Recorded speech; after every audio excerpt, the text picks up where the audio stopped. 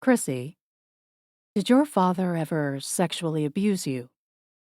What a question! Like that, out of the blue. Chrissie felt the shock like a slap.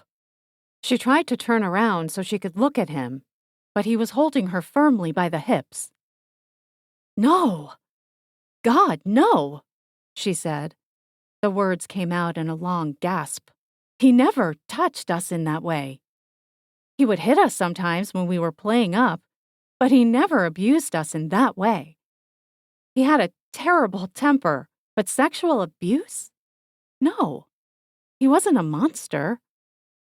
She stared at the poster on the wall, waiting for his response, but he continued to manipulate her back in silence. I mean, he used to hit me, not as often as the boys, and usually only when I stood up to him for them, she said, her eyes filling with tears. I was always scared of him, all the way through my life. The silence after this confession was uneasy, and she laughed, trying to diffuse the tension. But that was normal in the 70s, wasn't it? All adults in authority seemed to think it was okay to beat children. Our head teacher used a cane. The teachers hit us, although usually only the boys. Even the dinner lady smacked me because I talked in the dinner queue.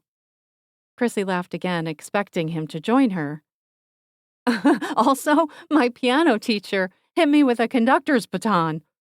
A shame, really, because it put me off playing, she said, her voice faltering.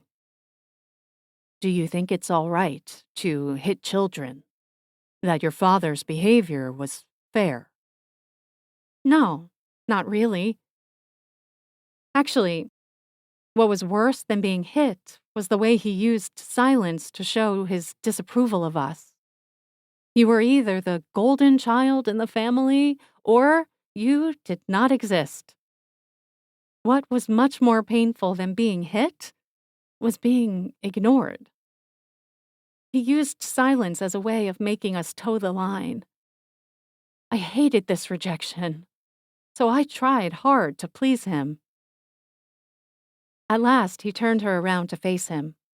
She looked into his face and could see how much this conversation was troubling him.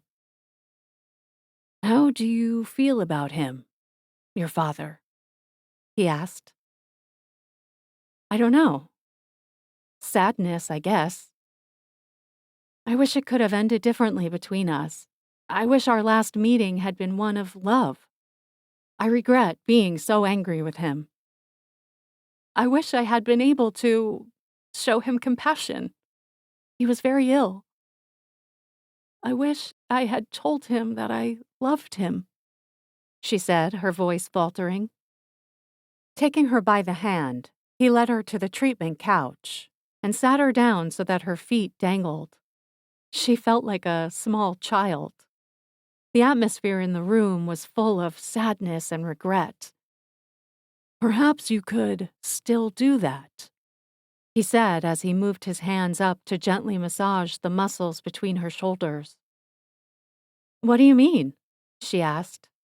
If you mean I could try to forgive him, I feel I have begun to, because I understand that at the time, when he was angry with my brothers or myself, he couldn't have been a better person. I accept that in the moments of him being cruel, he couldn't have been any different. She waited for a response, but he remained silent, his hands still gently touching points on her back and her spine. I also understand that his own life had been difficult, and that his childhood had left him ill-equipped to raise 7 children, she continued. He stopped massaging the muscles in her back. Do you think you could get in touch with him now?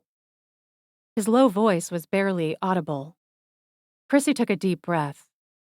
He started working on her lower back, which always felt a little uncomfortable.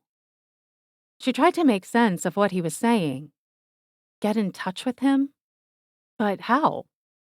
Her father was dead.